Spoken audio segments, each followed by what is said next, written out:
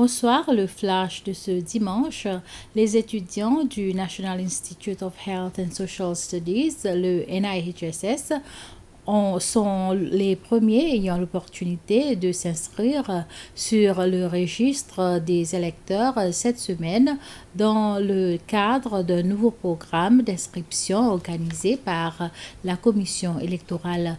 L'inscription de ces étudiants fait partie de ce nouveau programme visant aux jeunes de toutes les centres professionnels dans le pays qui ne sont pas encore enregistrés sur le registre électoral. Le nouveau chef d'enregistrement des électeurs, M. Wilfred Irani, a annoncé son programme d'utilisation de technologies afin d'assurer que le registre des électeurs soit à jour et crédible. Le ministre des Affaires étrangères et du Tourisme, Sylvestre Radegonde, a poursuivi sa visite dans les établissements touristiques.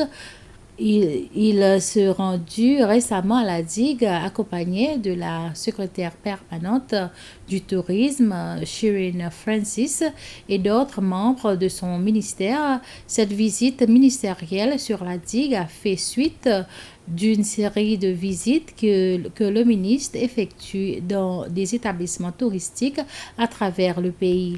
Le but est de voir comment les entreprises s'en sortent dans ce moment difficile et aussi d'apprécier les différents produits offerts à nos visiteurs. La plupart des propriétaires de petits établissements touristiques sur la digue ont expliqué que leur business reprennent lentement et qu'ils sont quand même optimistes pour le mois à venir. Par ailleurs, le ministre Radegonde a affirmé que chaque établissement a ses propres défis et que le ministère du Tourisme va continuer à offrir son soutien en cas de besoin.